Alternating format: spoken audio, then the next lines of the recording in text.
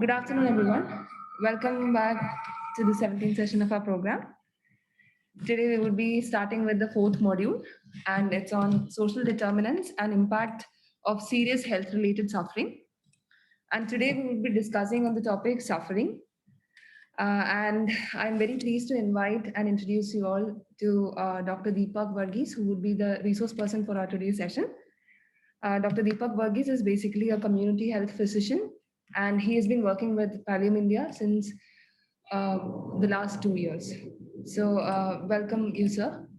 And we will be having sir's session for the first 1 hour, and then we would be having a discussion on the session for the last 20 minutes. So, I would like you all to put in your questions in the chat box if there are any.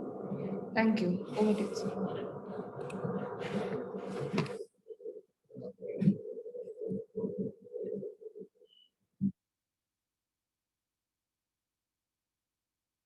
Uh, okay, good afternoon, everybody. So today we're going to be so this module that we're talking about is about the social determinants of health and all of that. And we obviously know that health is not something that can exist in a silo, right?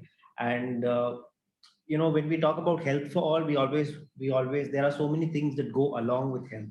For example, you need other things like the jobs and food, and all of those things also go towards the overall health of the person. This is something that I think we have discussed previously also. And so today's session, the first thing that we're really going to be talking about is health related expenditure.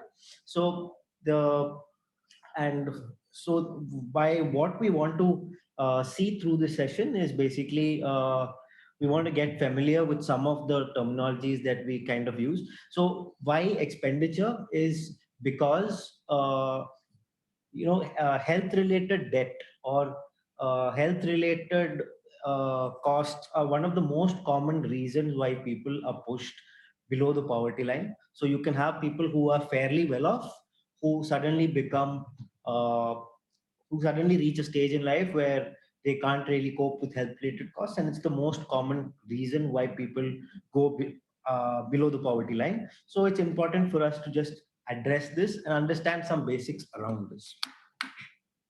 Okay, so before we really start off, I want to really first I want to talk. Okay, so first let's just look at two stories that happened at a rural hospital. This is from a blog that someone I know writes, and it's a small secondary level hospital that is running in a rural area in India. And so we just look at two examples of what has happened. Okay, so I just want to introduce you to two patients first of all. The first gentleman is a elderly gentleman. He presented with what is called a perforated stomach ulcer. What is a perforated stomach ulcer? It's basically like so just like you would have an ulcer on the skin or whatever, perforation is basically like a hole. So because of various reasons, most commonly alcohol use, there is a hole in the stomach, so it cannot hold contents that is within it, and it's a potentially life-threatening condition, and it needs immediate surgery. But post-surgery, it can be managed well. So this gentleman came with a perforated stomach ulcer. The hospital had surgical facilities, and they were able to operate on him. And post-op, he was in the ICU for a few days, and the final bill came only up to rupees 10,000 because it's a very low-cost hospital. So in comparison to that, in a single day ICU care in some of the hospitals in the city will come to around 8,500 to 10,000. But even this, we can see that it's generally a good model, is what is what I would believe. But let's see what happens for future. Next slide. Yeah. So the second gentleman is again another elderly gentleman who came in with acute inflammation of the pancreas. So how they present with is usually a lot of vomiting and things like that. So he presented like that to the hospital, and this was secondary to chronic alcohol abuse. And so he was treated for this pancreatitis, as you could see it in the ward. He was admitted for a whole week, and his total bill came only up to 1,200. So this is also generally a decent decent amount is what I would, what generally what we would think. But now, before we really go forward, I just want to show you. I mean, just this is real life incidents. These instances, it's not something that's made up. Of course, not to me, but to somebody else. So the first patient, what happened is they paid without complaining. Now, one thing that generally you would notice is the poorest of the poor people generally pay without complaining. And so this patient paid without complaining, but there was a chat with the physician. The whole blog I've actually put in the chat if you want to read the whole blog sometime. So he had a chat with the patient after he paid the bill, and what he found out was that to pay this bill, he actually took a loan of which was up to 10% per month. Now, most of us have access to banking services and all of those things, and taking a loan is not such a this thing. But of course, in the rural areas, like in rural area, there's something called in Tamil, it's called vatti, but I don't know what it's called in some other places. There are different local terminologies for it. Next one. So according to that, it's a very strange way that they calculate interest on it. So it's monthly interest. So it's compound interest of what is it every month. So a loan of 10,000 rupees, and this is a man who cannot raise 10,000 totally. So that would actually become 31,386 in 1 year, which is an interest rate of 214%. Now that is actually it would never happen in the formal banking sector, but to pay off this bill, this man had to take this 10,000 rupee loan.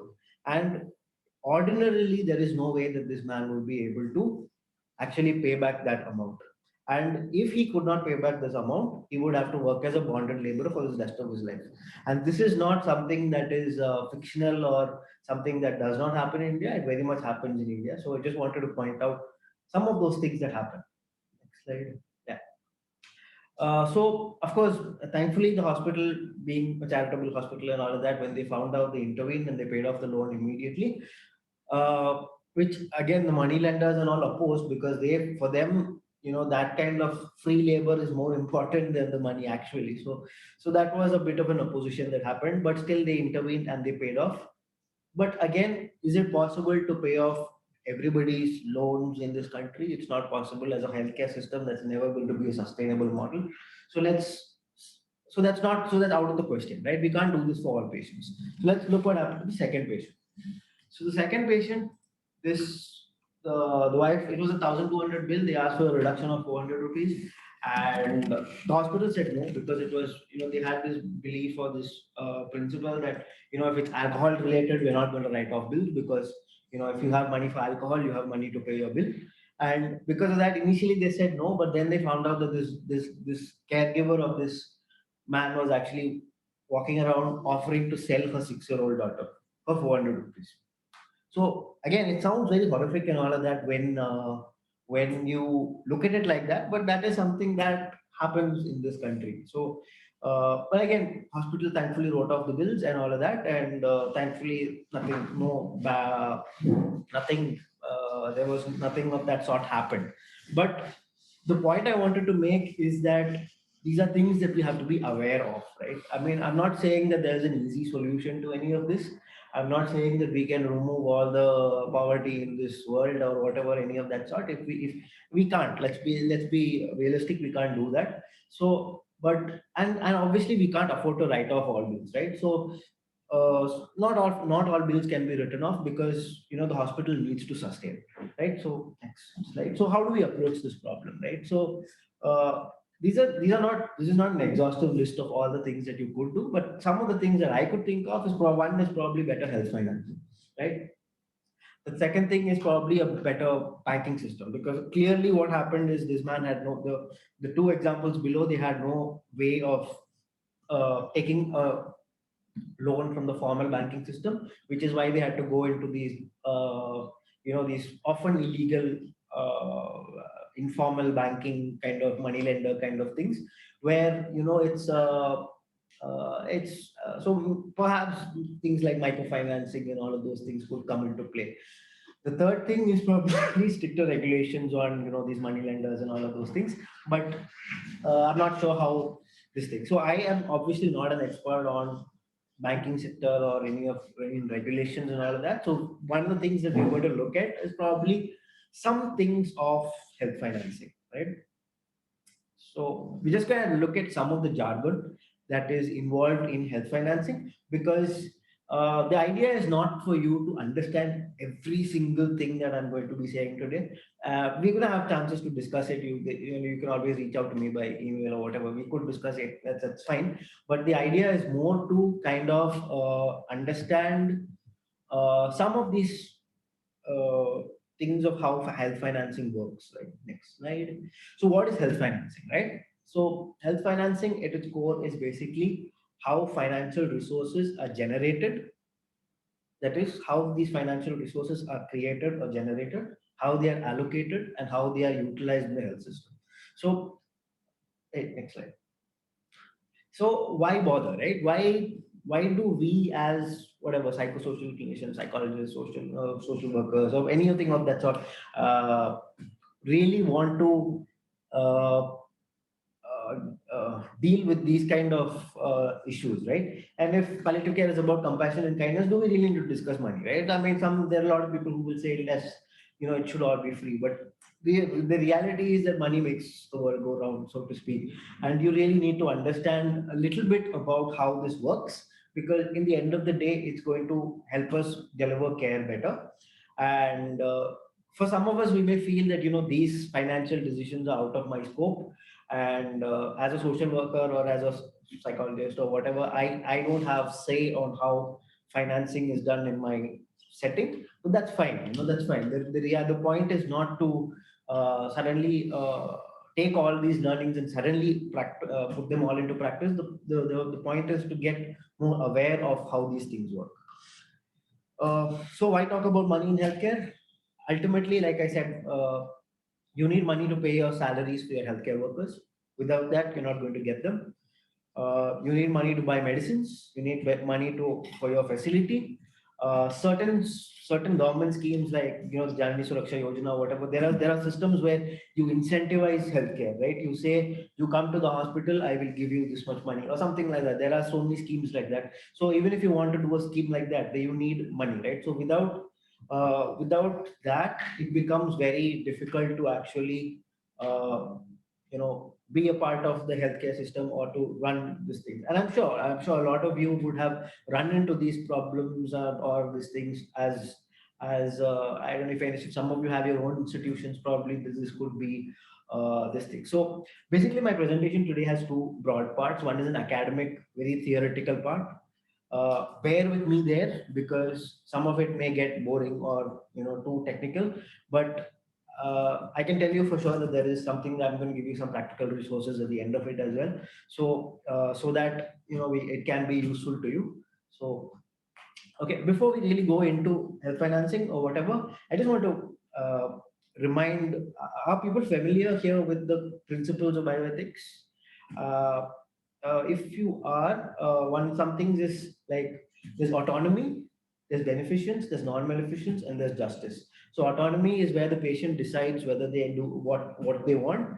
Beneficence is the principle where you say that whatever you do should be good for the patient. Non-maleficence is whatever you do should not hurt the patient, and justice is a broad theme that you will see in, or that should be a part of health financing, where your ideas or your principles should be to deliver maximum good for maximum people, right? It may not always be possible. So if you are in a situation where you can give the best of things for a few people versus slightly not so good things for more people, uh, probably the principle of justice would say, whatever gets more to more people. So that's basically that's just an underlying theme that I want you to keep at the back of your head as we discuss this. So the next slide. Okay, so the first thing that first terminology or jargon that I want to talk about is this term called catastrophic health expenditure. Okay, so what is catastrophic health expenditure? Catastrophic health expenditure refers to any expenditure for medical treatment that can pose a threat towards the household's financial stability to maintain its subsistence needs. So next slide. and where subsistence needs is basically things like food, shelter, clothing, certain household goods. So if your medical care is going to put a dent into your ability to have food, shelter, clothing, and certain household goods, that is generally, in principle, what is called catastrophic health expenditure. So that's not sometimes very easy to quantify. So a more easier thing to quantify would be that if your health expenditure is more than 10% of your household income, that generally qualifies as, this is based on different definitions. I think this is an easier WHO definition, which says more than 10% of household income. Some of the definition says more than 40% of non-subsistence income. So then what you do is you take your total income for things like food, all this thing, and the remaining amount, it should not be more than 40% of that. So that is generally this term called catastrophic health expenditure. The reason I bring this up is because what we saw in the first case and the second case were basically examples of catastrophic health expenditure, and these are things that we do not want to happen, right? So now we're going to move on to healthcare costs. Now, healthcare costs in general are divided into direct costs and indirect costs. Now, these are standard terminologies, right? These are not terminologies that I have brought up or I call it a certain way. If you refer to any of medical literature or any health social literature, you're going to find the same terminologies. So, healthcare costs are divided direct and indirect. And under direct costs, you're going to be listing the direct medical costs and indirect medical costs. Next slide. Yeah. So direct costs are basically, so when you go to the hospital, what are all the costs that you're going to have to pay, right? One is the cost of the medical services, right? You're going to pay your procedure costs, you're going to pay your doctor's charges, you're going to pay for pharmacy, you're going to pay for services. All of those things are direct medical costs, and that's what you generally think of when when you think about healthcare. You think about, I went to a hospital and it cost me like what, 400 rupees for an OP consultation or something like that. That's a direct cost, right? 400 for the OP consult for the consultation, another, I don't know, 200 for medicines, and so on and so forth. But there's also indirect medical costs. The most common thing is the cost of transporting the patient or the cost of going to the hospital. Sometimes that could be large. So there are ways that this has been addressed. For example, I think there are government schemes where you can avail transport charges and things like that. But one thing that we have to be aware of is in palliative care, indirect medical costs can be quite high because a lot of our patients are bed bound. A lot of our patients can't really move too much. So if you want to move them to the hospital, it's really sometimes going to cost a lot of money. But the other thing is also in terms of if we have to go to the patient, right? That is also I don't know if it is technically indirect medical cost, but that's also a cost of transporting the physician to the place. So then you've got to factor in things like transport and petrol and all of those things. So depending on which way your service is running, whether you are going to the patient or the patient is coming to you, there's obviously going to be some cost involved in reaching out to the patient. The next thing is indirect costs. Indirect costs are not something that you generally think of all the time, but the fact is that if you're a daily wage laborer or something like that, and you don't have a job which covers your sick leaves, right? So if you're not in a salaried job which covers your sick leaves, you're going to lose that day's pay, which is an indirect cost. Not only the patient loses pay, even the not only the patient loses pay, there are the caregivers lose pay, and a lot of people other lose pay. There's also missed opportunities. So, for example, somebody was studying for a particular course, had a big RTA, and then they can't finish their course, and because of that, they couldn't get a job in what they were actually trained for. So if you can actually put a numeric value on that, and say that this is the indirect cost, and he would have lost this much money over this much period of time. It's not an easy calculation to do, but it's something that is often, I mean, it is possible to do, but it's, again, I'm not going to go into the complexities of how you calculate it. Just be aware of the fact that it's there. So one thing is, where does money come from, right? We think that does it come from a grant funding organization? Does it come from a grant making organization? Does it come from a private company? Does it come from your donors? So where does the money come from, right?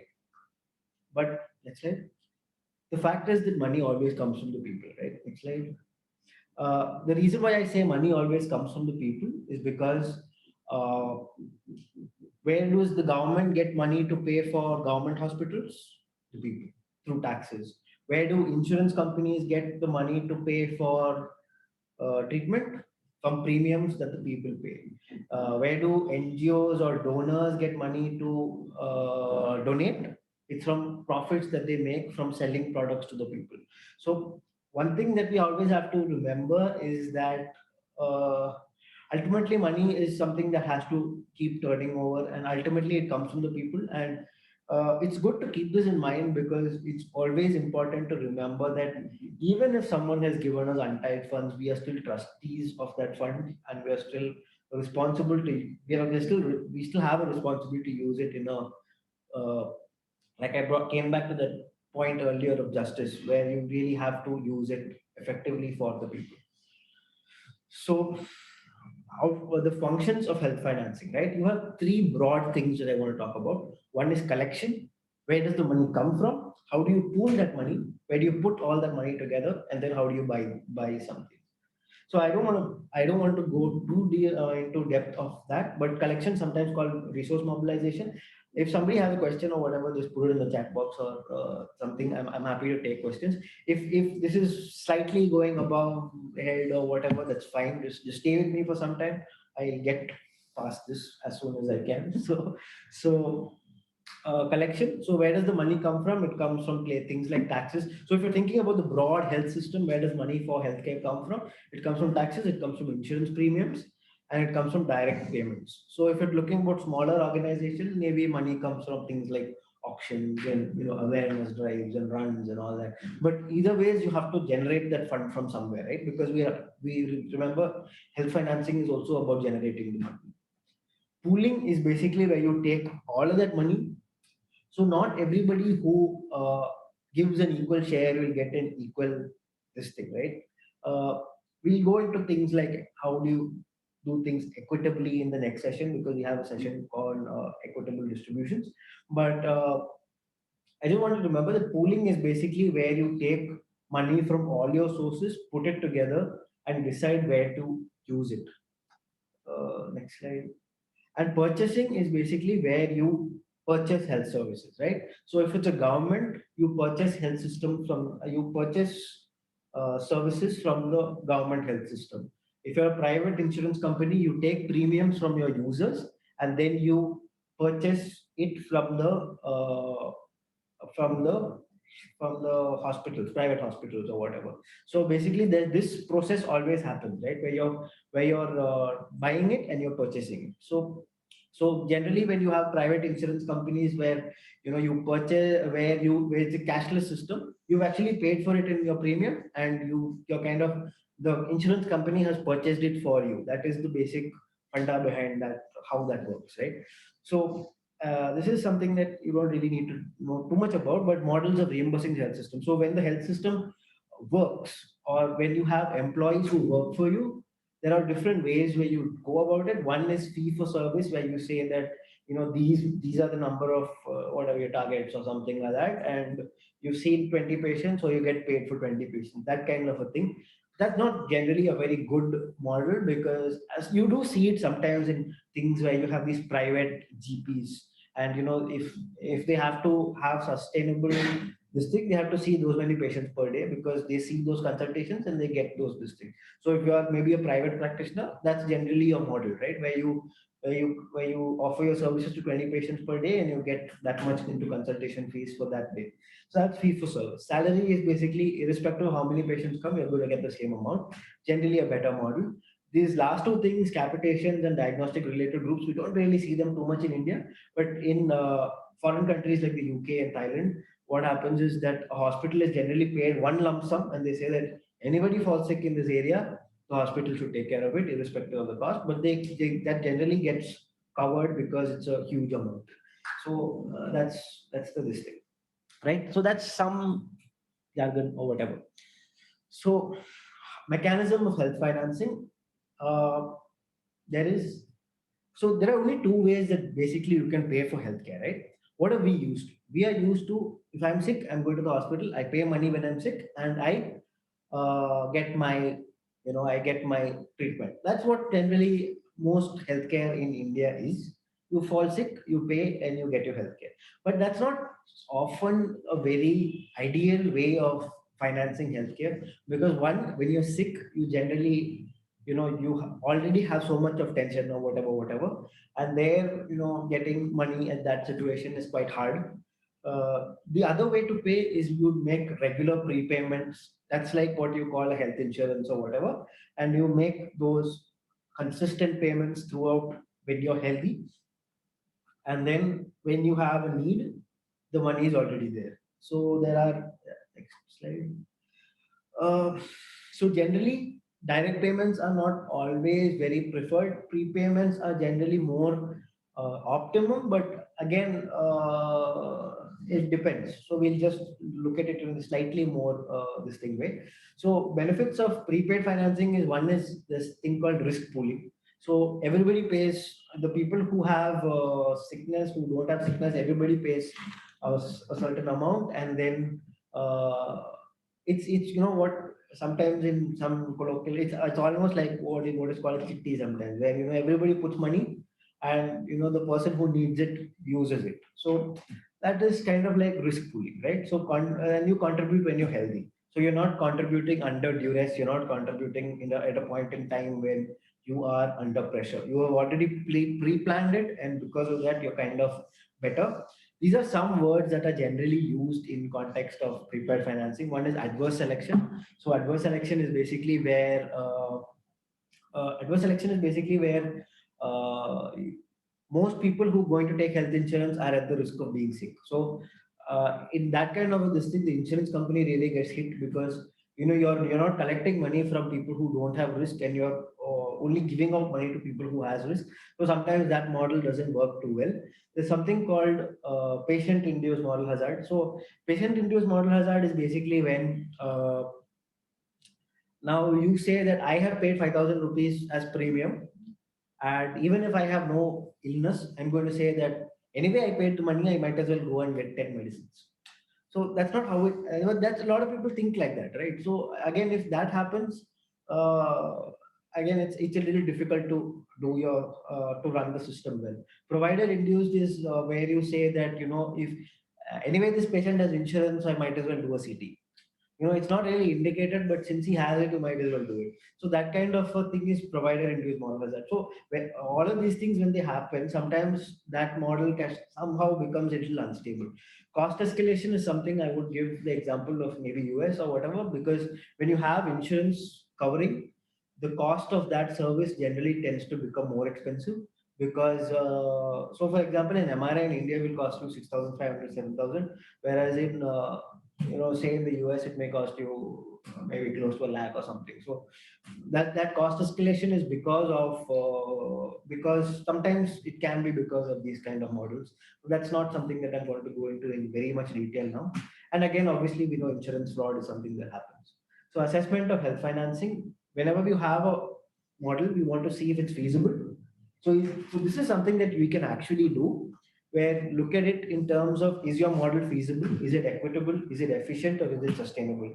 So if any of you have organizations of your own, these are questions that you would want to ask, because is my current model sustainable? If I have a crisis, where is my money going to come from?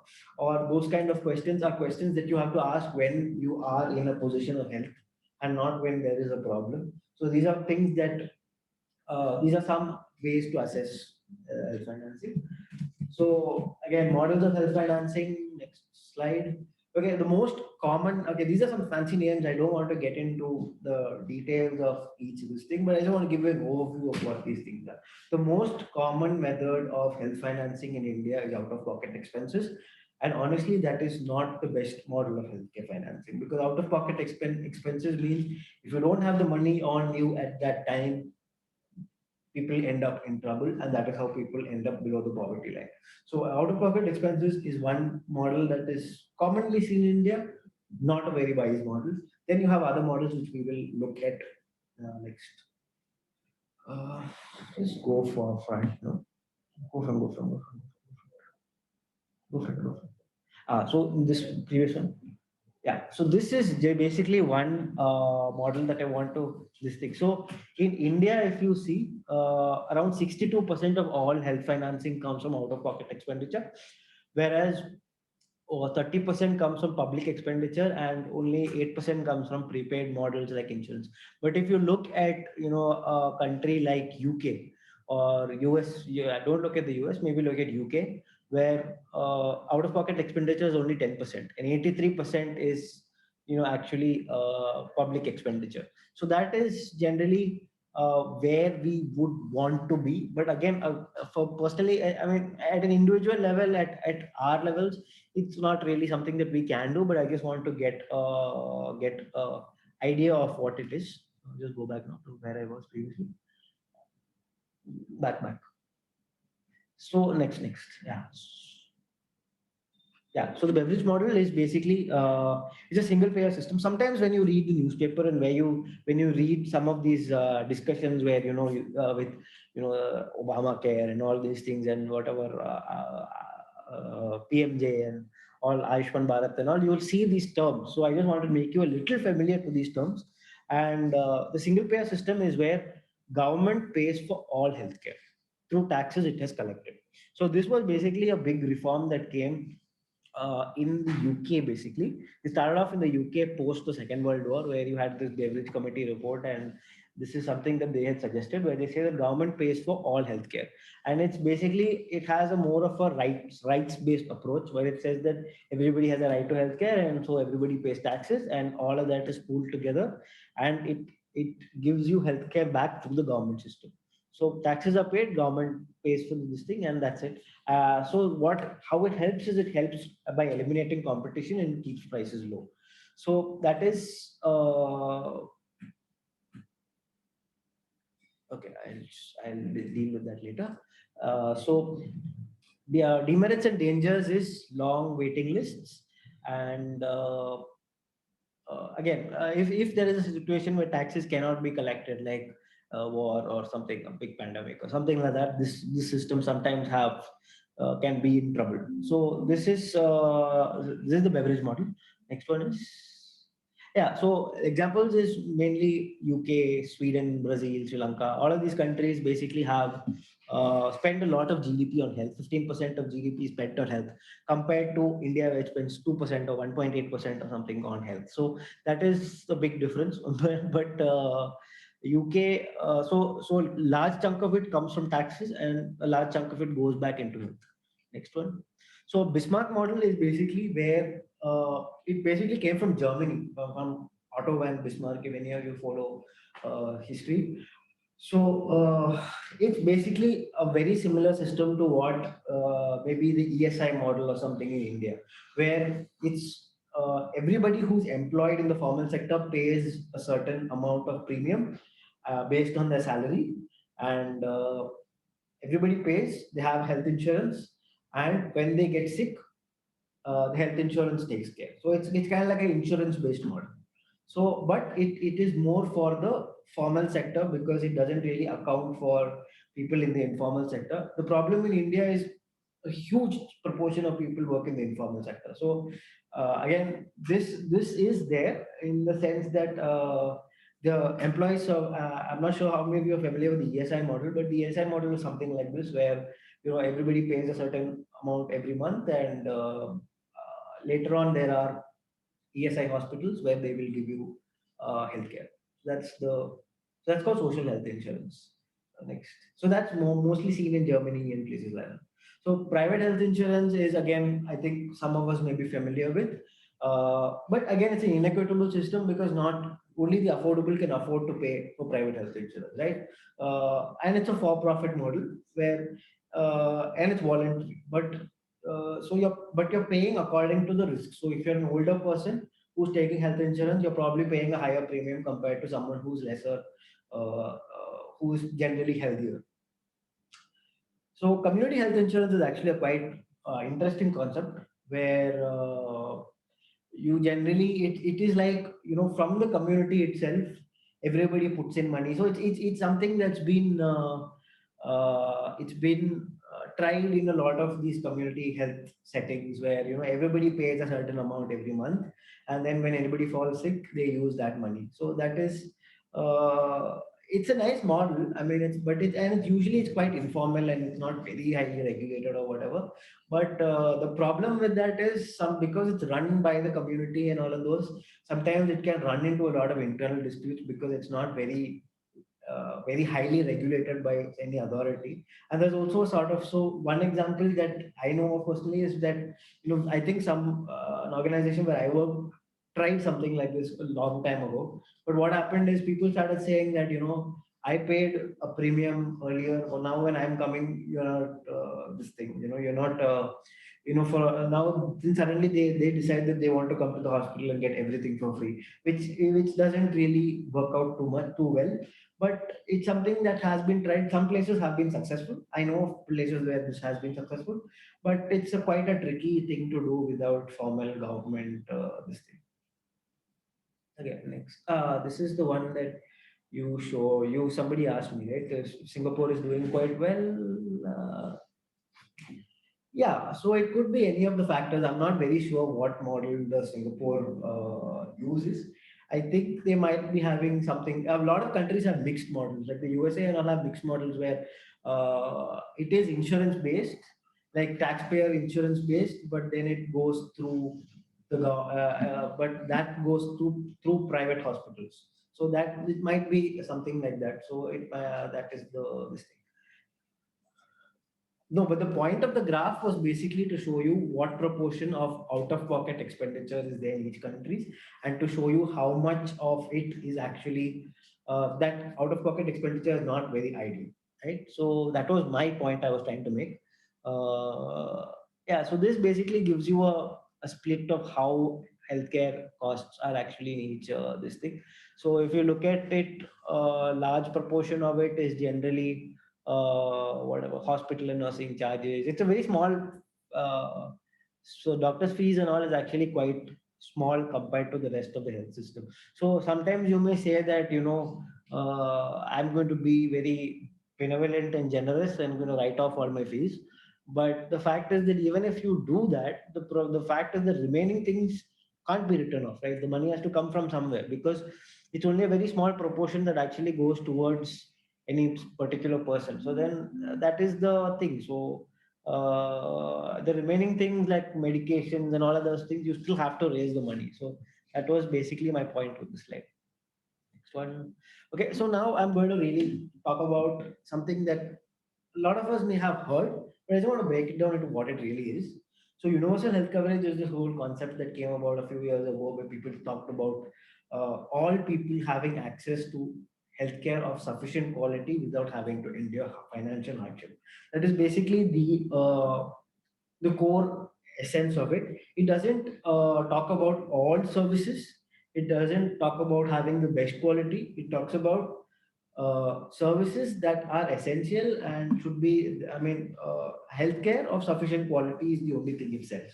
So that is the basic thing and it has to be without having enduring financial hardship. So if you look at the definition itself, it has financing inbuilt. So this is something that has to be, so the financing aspect of it is quite important. How much ever we talk about UHC, if you don't talk about how it's going to be financed, that is going to be because that's the thing that holds it back, right? Financing is the thing that holds it back. So let's just look at it in a little more this thing.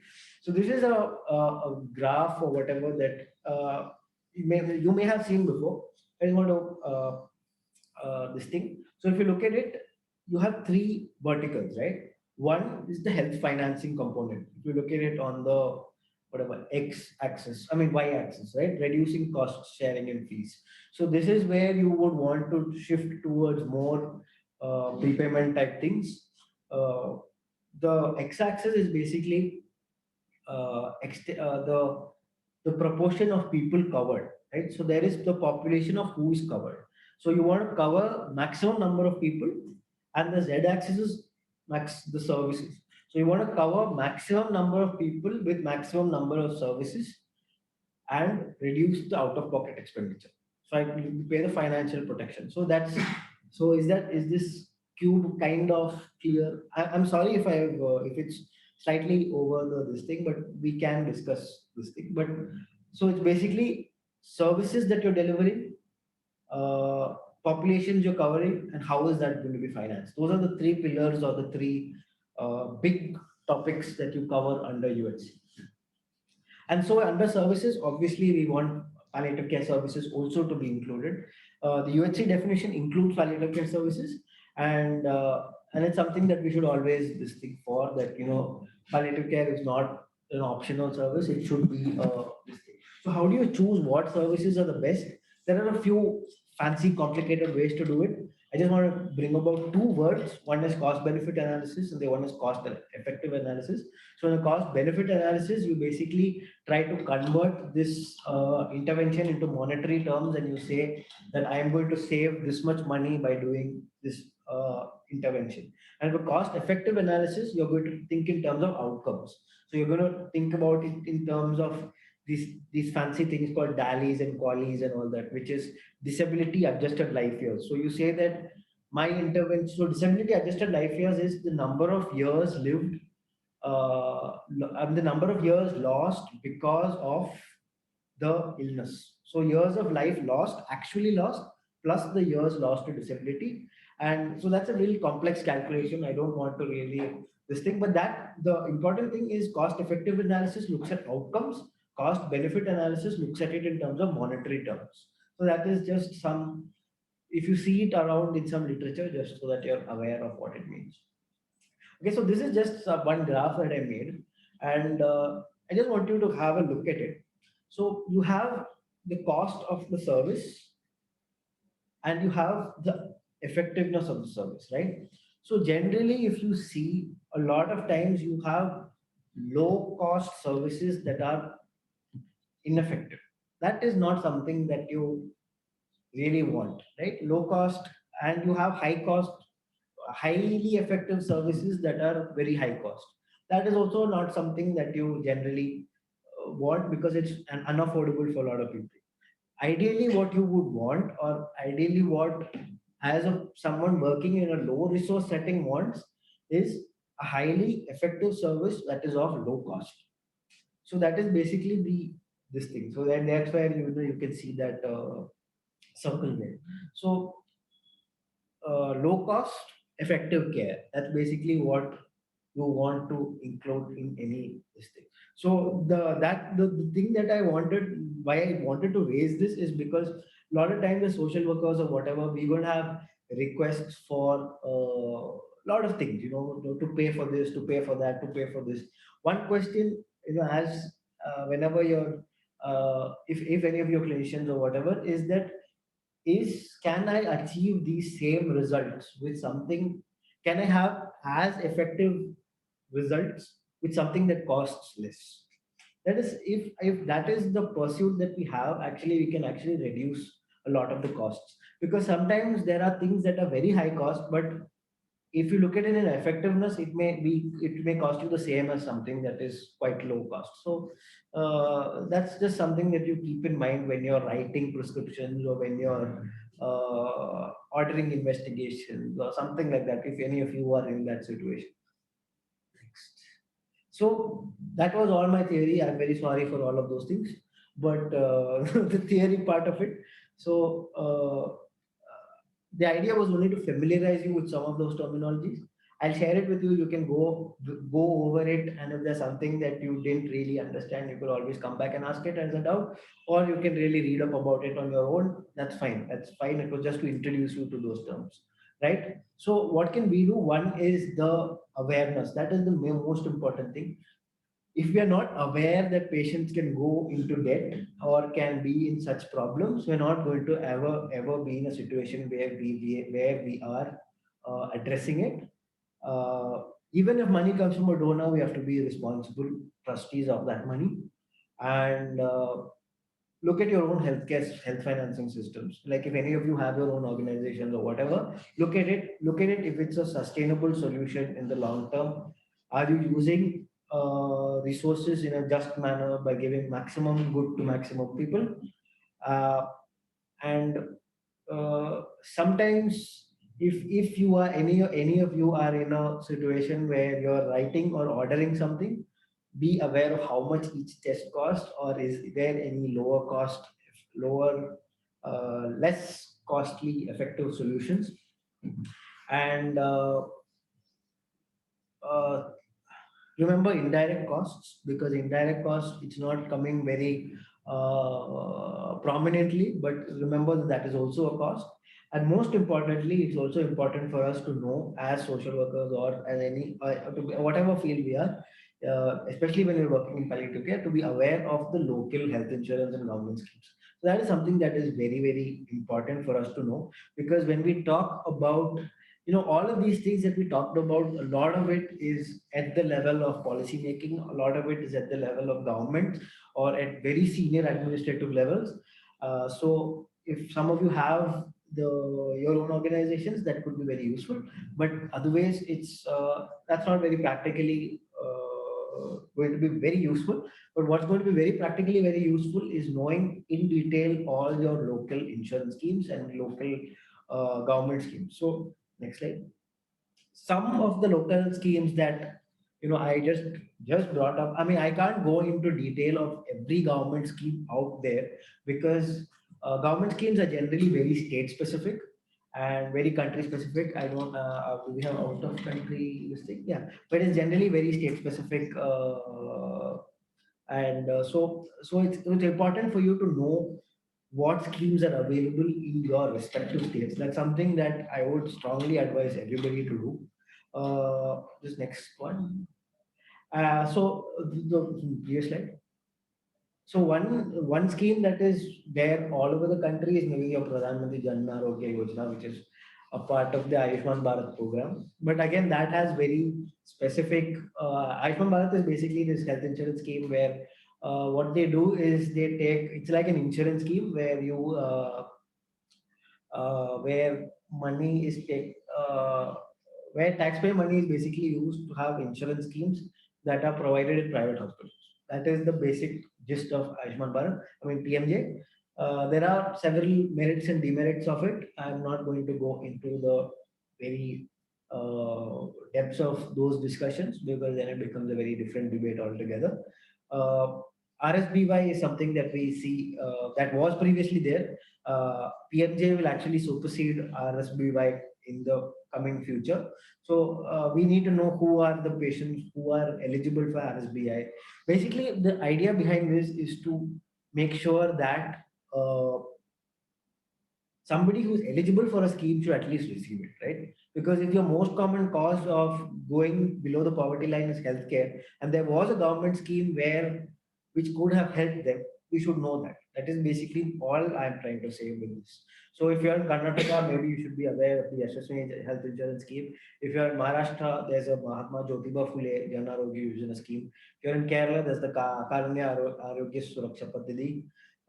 In Andhra Pradesh, there's the YSR Arogya Shri. So Tamil Nadu has a great health insurance system called the Comprehensive Government Health Scheme. I mean, the Chief Minister's Comprehensive Insurance Scheme. So just be aware of what is there in your state.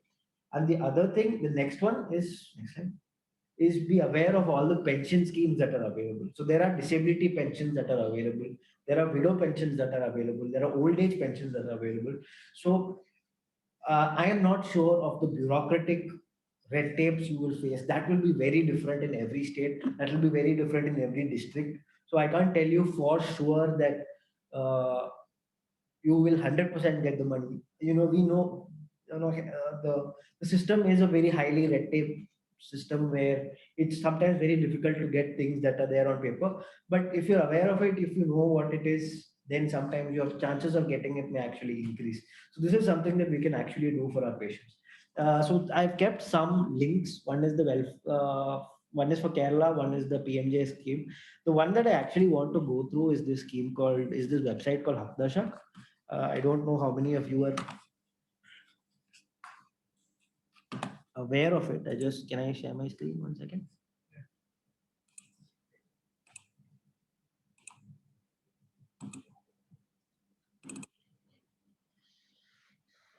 So there's this website called Hakdashak that I came across recently, which is actually quite which is actually quite useful in this regard.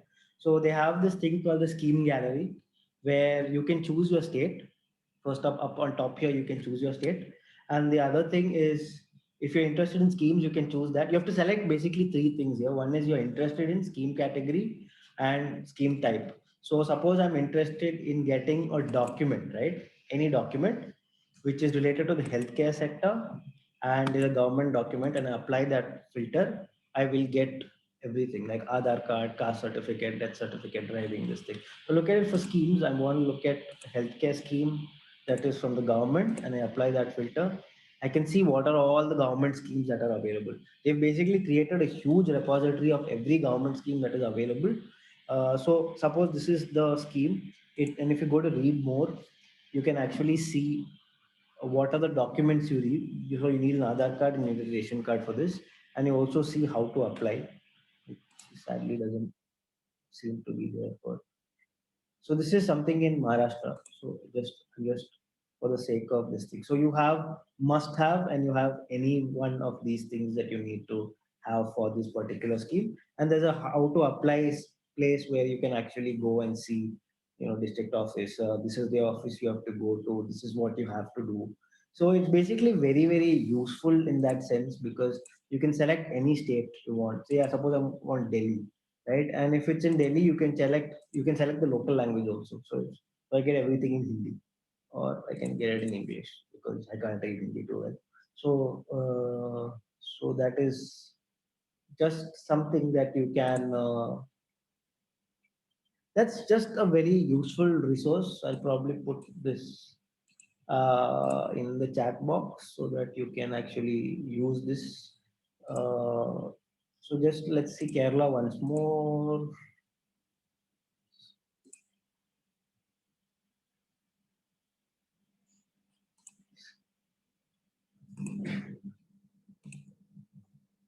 Healthcare and pension. So I'm selecting two here, healthcare and pension, government, and I see.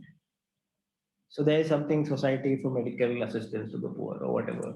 And I go here, and then I can see that these are the ones, these are the two things of documents that I need. These are the any one of these we need, and this is where we apply. This is the address to apply.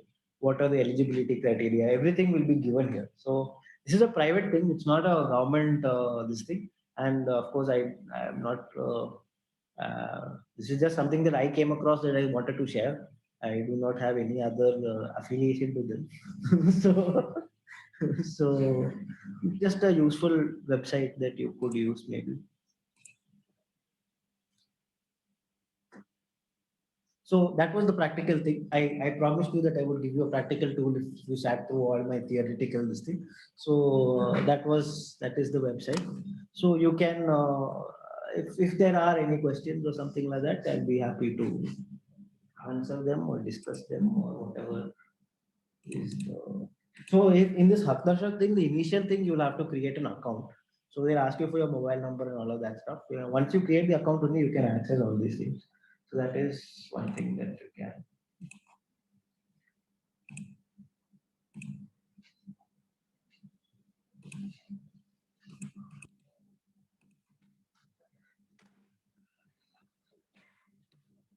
Yeah. So that is a brief overview of whatever I wanted to cover in this thing. The next session will look on equitable systems and how you can actually look at that's my last slide, right? Yeah. So I mean, just go through this thing. So some of the credits, some of what I took actually comes from one of the courses that I learned on economic basis of healthcare interventions from CMC. I don't know if that is open to everyone, but if I think it's open to medical professionals. The other course that is Introduction to Health Financing is available on Udemy. So if you want to go and do that course, that's fine. I mean, but it's a paid course, so that's this thing. And the stories that I told were from Dr. Pradeep Nain's blog.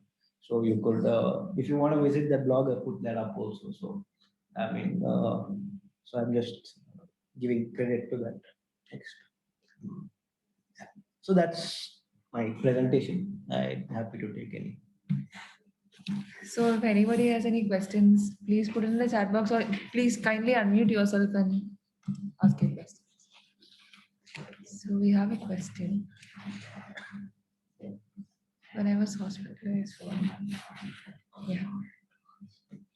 Okay, so one question Tar is asked is when I was hospitalized due to COVID, my treatment cost was 9 lakh, insurance pays only 5 lakhs. I am not very, I don't know if I will be the best person to answer that question. You probably have to go through the insurance company. I'm not very sure if how I can this thing.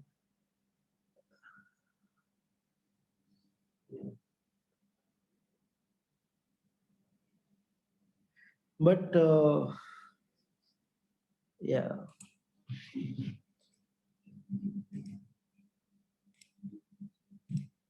is there any other thing that came?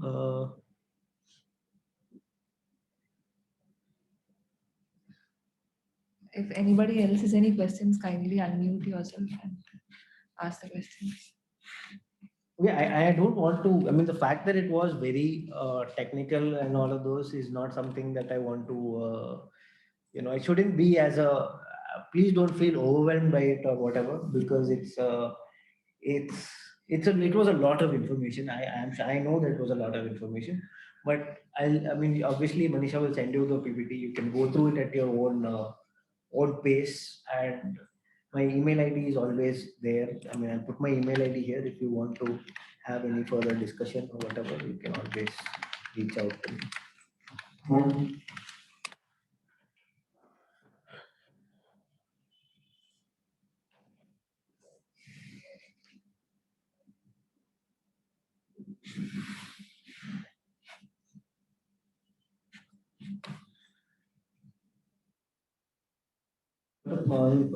Parul has said all of us are stressed about health-related expenses in our country. That is very true, and it is something that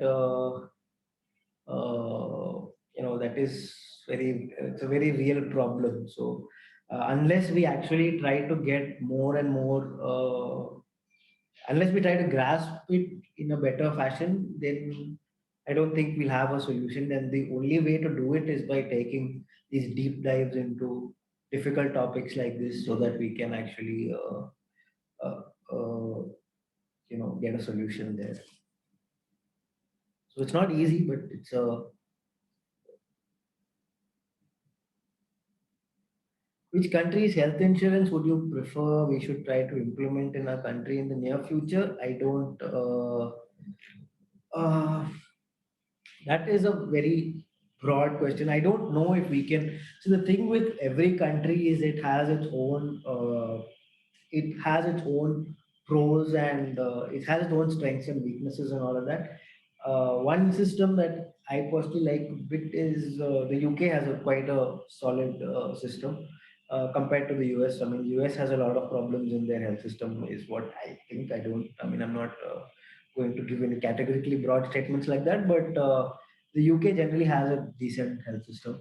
But again, can we 100% implement everything that is there in that system into our system? It's difficult because, like, a huge chunk of our population is in the informal sector. A lot of them don't have access to banking facilities, so it's not easy to have a very uh, a very one size fits all solution. One thing that I personally think is decentralization goes a long way. So every state, if they tackle it in their own way, health is a state subject also. So then that could be a very this thing. Canada health insurance system is quite good. Maybe I'm not very familiar with it.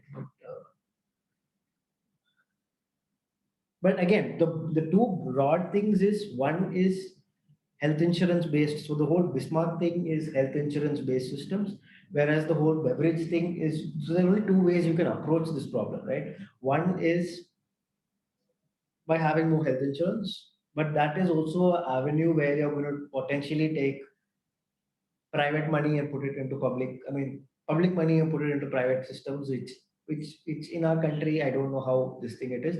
The other way would be to strengthen our government health systems, like improve the qualities of our PHCs, of our CHCs, of our this thing, and I mean strengthening the existing government health system by having better government medical colleges and all of those things, I think goes a long way. So if any of you work in the health system, I think that is the the one of a very good thing that is happening. So have some faith in the government health system, maybe, because it's a lifeline for a lot of the poor in the country. Because so it definitely needs strengthening.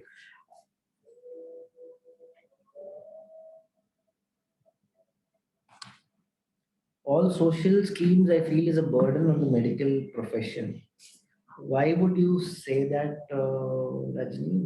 Would you like to elaborate a little bit, or was that just a statement that either ways is fine?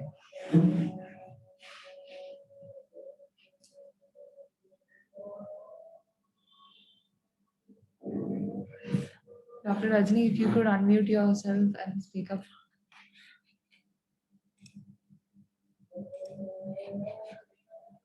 True. But yeah, I mean, I can understand one reason for saying that is when, a lot of the times what we see is that the government will cover this much expense.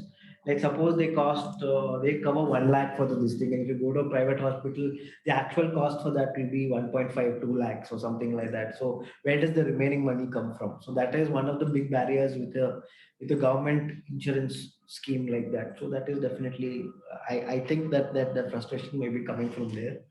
uh, so, like for example, if you're in the if you're in a setup where your total bill comes to 6 lakhs or something, but the government is really ready to reimburse you for four, then there is a potential problem. Hospitals may lose money like that. So again, there's a push and pull versus this thing. So that's I think we had lost Dr. Rajni in between. Dr. Rajni, can you hear us? Yeah, hi. Yeah, I actually, by mistake, I left the meeting when I was trying to unmute myself. So I missed that part. I don't know what about for the past 5 minutes, what happened. I'm not sure what happened. So, no, nothing. You had put a comment saying all social schemes, I feel, is a burden on medical profession. I was. no, I was specifically referring to, UK and Canada and all that. Like people who work there, they do say that, right?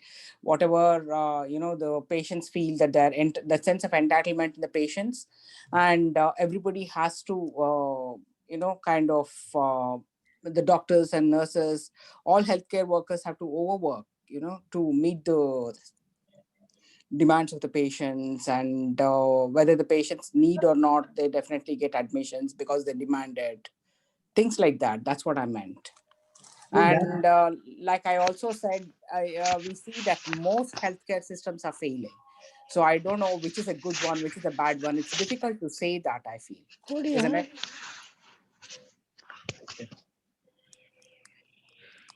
Hello, am I audible or have I lost everyone again? no, Yes, no, Dr. you're audible. Rajni. You're audible. Oh, okay. Yeah, I mean, I can see that this thing, but ultimately the thing is, see, that's what I talked about when I talked about prepaid. This thing I talked about Mhm. moral hazard of patient. This thing. This is exactly what I was Correct. talking about when I talked about patient. This thing, moral hazard. Mm. That is something that has to be factored in, but Mm. it also helps. This also helps people who would not otherwise be able to receive healthcare. See, one thing that I will definitely say is Mm.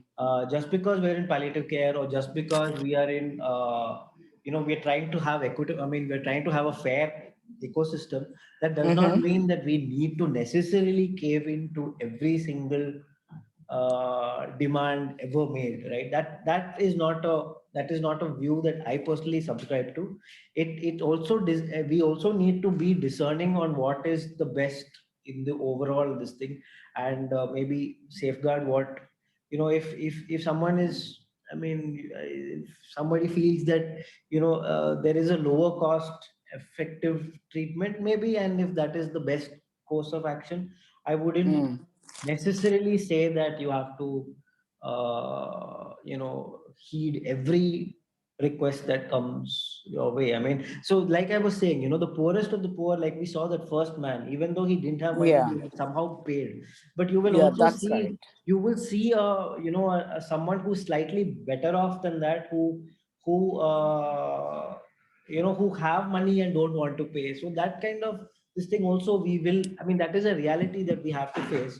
So I mean, I wouldn't say that we have to go in blind and believe everything. That is not what I tried to imply at any point. Okay. So again, in our next session, we probably will talk about equitable systems where we probably Mm-hmm. deal with these questions a little bit more. So, but it's good we're having these discussions. I mean, I'm absolutely happy that we are having these discussions because only when we discuss it will we get some. And there are different Yeah. perspectives. I'm not going to force my perspective on saying that. No, no, definitely. It's not about forcing. Now, is there any country which has like a role model healthcare system? I know you said about Singapore, which you don't know, and many people alluded to the fact that Singapore has got a good system. What system is that in Singapore? I So I think there is something called I'm not sure if it's in Singapore, but there's something called the health savings scheme where everybody Mm-hmm. has to mandatorily contribute a certain Mm-hmm. amount of their income every month. It's Mm-hmm. like a PF kind of thing, but you can use that money Mm-hmm. only for health related expenses. I think that is the Mm-hmm. Singapore model. I'm not very All sure, right. but I have to verify that Mm-hmm. if that is this thing. But I think the health Mm-hmm. savings account is what Singapore follows. I'm not very sure. Sure. Okay. Thank you. Elna has commented, I think ignorance among the public is a major problem and this will lead poor become more poor. Yeah, so ignorance, the thing is, there are many schemes in the country, right? But unless people are aware of these schemes and unless they are unless they are aware of these schemes and that they are claiming these schemes, it only will only exist on paper. So one of the things as social workers that we can actually make an actual difference is maybe by letting people know what they are entitled to, and that may be one practical thing that you could do. So ignorance among the public is a problem, but that's something that we can probably solve by for ourselves knowing we should not be ignorant. That is the only thing.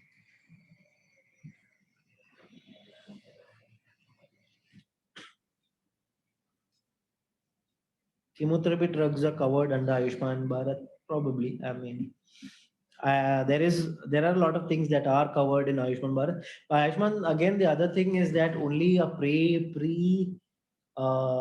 your name has to be already be on the list if you have to be eligible for Ayushman Bharat. That is the other catch that Ayushman Bharat has. So again, pros and cons in everything. So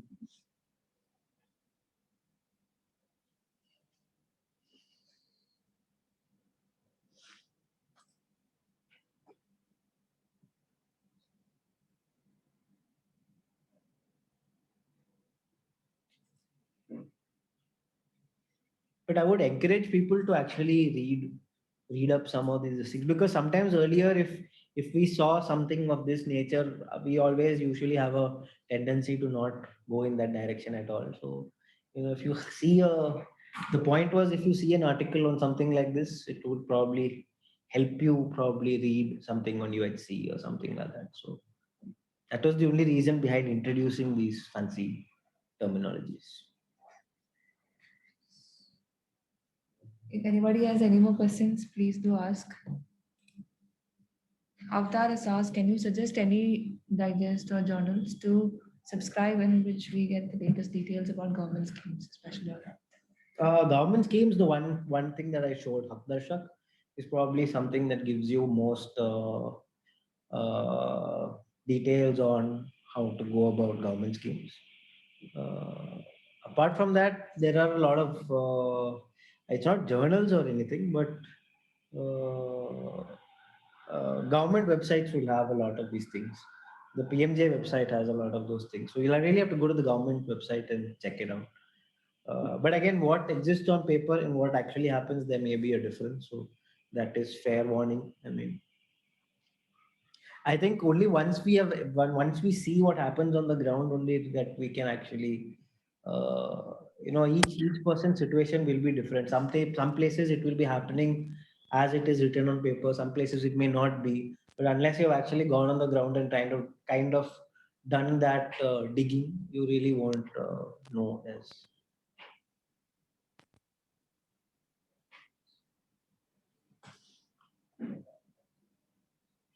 But that website I've put up, Hakdasha, that's probably something that you could go and.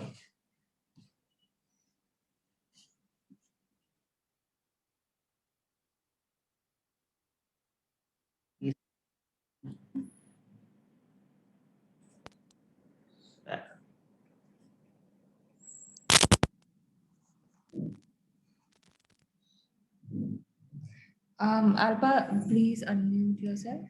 Yeah, Yeah, okay, now you're audible. Please go on. You're still not audible. Maybe there's an issue with your headphone, your phone.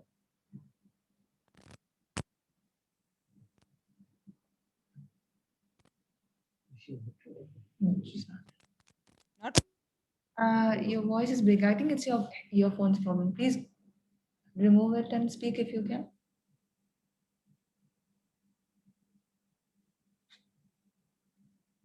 It's still not audible. Alpa. Maybe you can check the source of your audio or the volume from the microphone. You can select.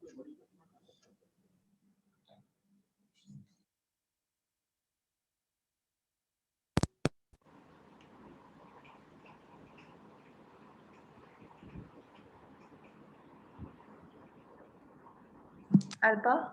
yeah. Am Yeah, I now audible it's now? audible. Yeah, Yes, yeah, you yeah. are. Please go. See, I volunteer at Tata Memorial Hospital, Hmm. and I support the patient using these schemes also. Okay. So what I find is in the process, like Ayushman Bharat, Rajiv Gandhi Yojana, Mahatma Jyotiba Phule, all of that, it's been very helpful for the patient. But only thing is we need to educate them. Sometimes they have all these schemes, but still they are not aware. Yeah. Even people coming from villages, they have that card, but they don't get benefit. Just last week, there was one patient. She had sold her house and got her treatment, though she had the card. She said, I never knew that something like this I would get the benefit. So it's really sad. So we can advocate on this and spread the word actually. And registration is also not all that difficult. If you have that card, you have to just inform the center in the hospital premises. They have a different counter for that, and you have to just tell them and check with them, and they will get your name registered if it is not registered earlier. And it's very easy, like 2 days in advance of the surgery or whatever you have to inform them, and it goes on very well. The process is very smooth, and patient need not have to worry about the expenses actually. And all these schemes, they cover surgery, chemotherapy and radiation. These three are covered without any cost, so which is of great help to the patient and the family at this time. So it's just that information I wanted to share. Thank you so much. Thanks. Thank you. So I think it's basically like even we being health workers, even we are not aware. Some of us are not aware of all these schemes and things available. So if Yes. we are aware ourselves, then we can spread the word to all the patients and the beneficiaries that we come across. Yes, exactly. Thank you, Alpa, for bringing this up. Most welcome. Yeah, and if see, I mean, a lot of people here have worked in. I'm sure a lot of people in this thing have experience like that. So then, if we can actually pull in that knowledge, then it will actually help benefit everybody. So Yes.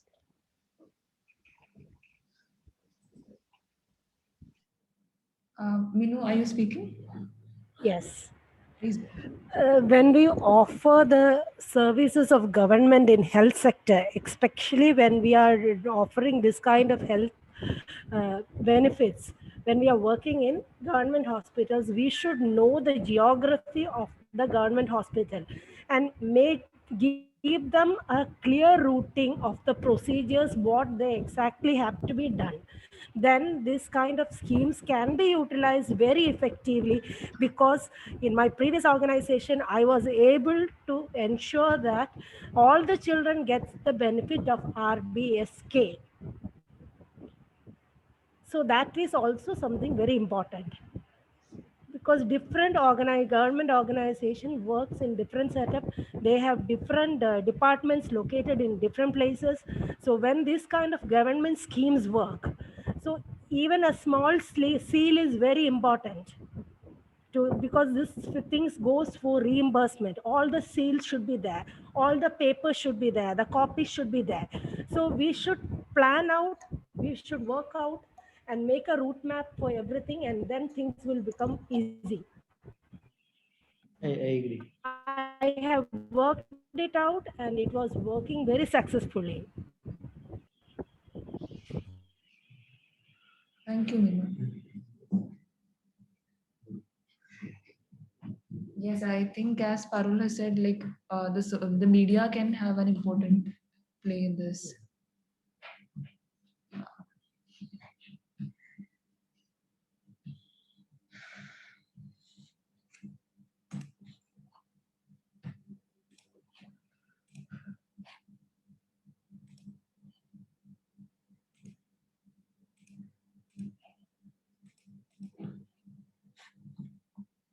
If there are no more pressing questions, we will have to wind up the session.